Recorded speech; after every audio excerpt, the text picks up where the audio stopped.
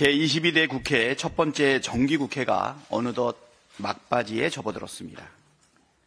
올해 정기국회를 한마디로 정리한다면 김건희, 명태균 국정농단 의혹으로 시작해서 김건희, 명태균 국정농단 확신으로 끝나는 국회가 아닐까 싶습니다.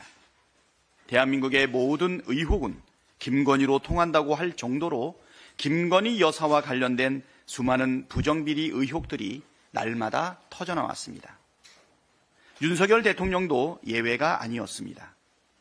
공간위에서 나한테 들고 왔길래 김영선이를 좀 해줘라 라는 윤석열 대통령의 공천 개입 육성을 모든 국민이 똑똑히 들었습니다. 그런데도 윤석열 대통령은 여전히 적반하장입니다. 진심 어린 사과를 기대했던 대국민 담화에서 제2의 개사과를 하며 국민에게 크나큰 실망감과 배신감만 안겼습니다.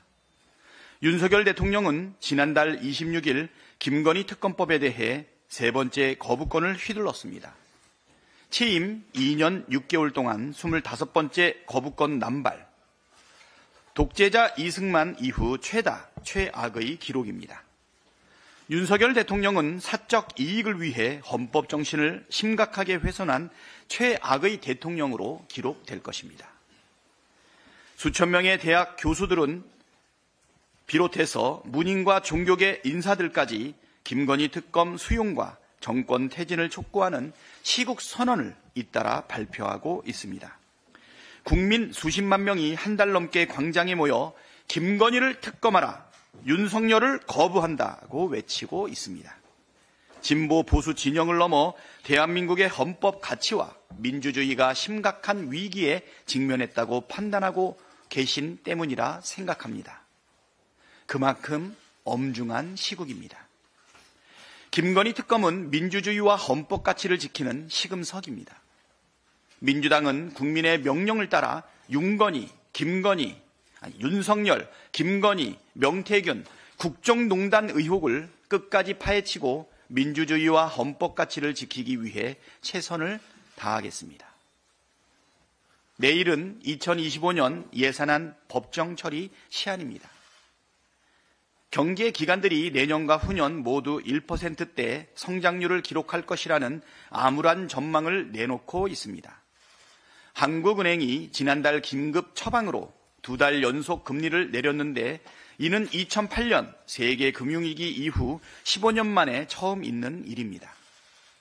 이럴 때일수록 정부의 적극 재정, 확장 재정 정책은 기본 상식입니다. 그런데 윤석열 정부는 거꾸로 가고 있습니다.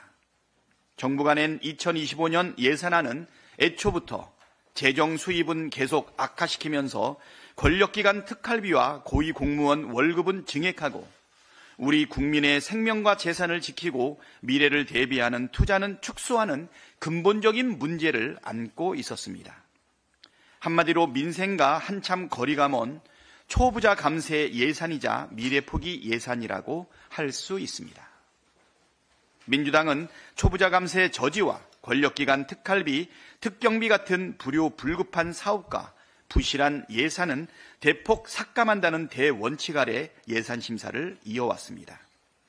특히 대통령 비서실과 검찰, 감사원, 경찰청 등이 증빙 자료도 없이 흥청망청 탕진하는 특활비, 특경비는 삭감한다는 일관된 원칙을 견지했습니다.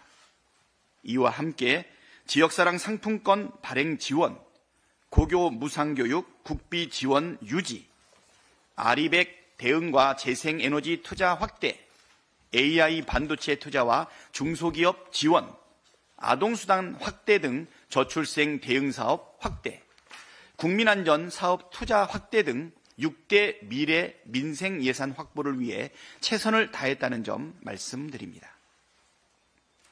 그러나 여당과의 합의가 불발되고 기재부가 증액에 동의하지 않아 부득이하게 법정 시한인 내일 본회의에 감액 예산안을 상정하기로 하였습니다. 예산결산특별위원회에서 정부 예산안 중 총 수입 0.3조와 총 지출 4.1조를 감액한 안을 의결했습니다.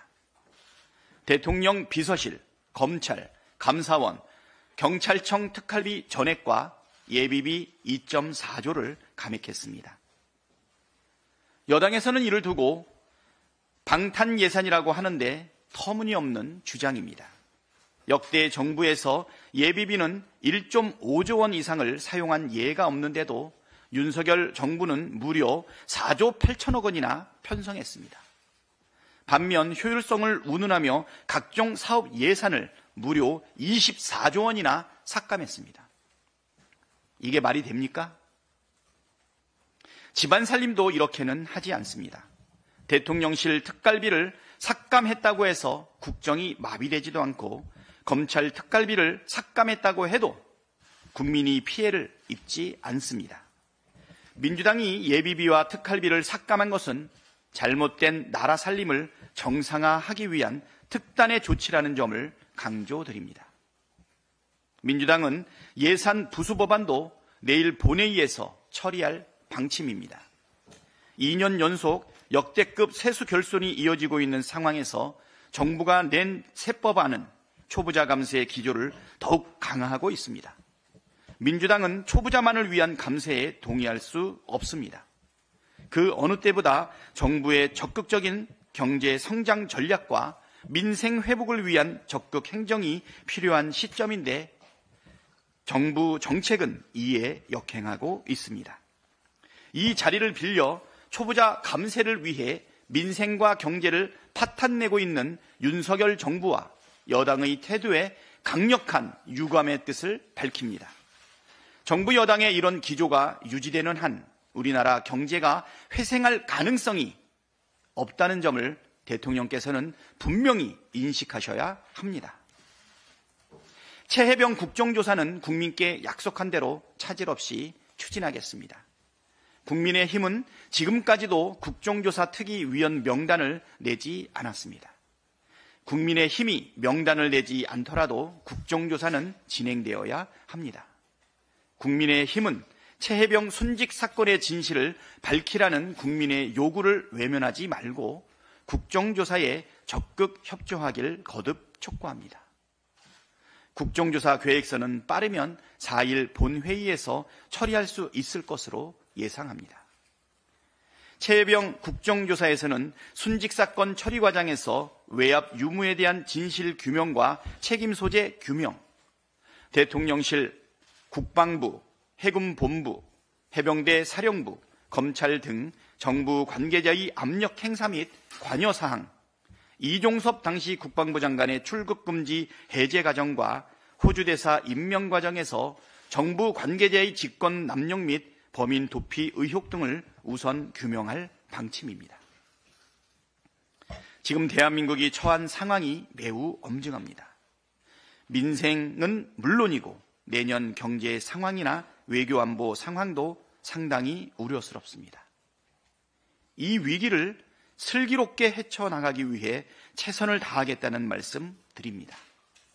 민주당은 언제나 국민과 함께 싸우면서 일하고 일하면서 싸우겠습니다. 고맙습니다.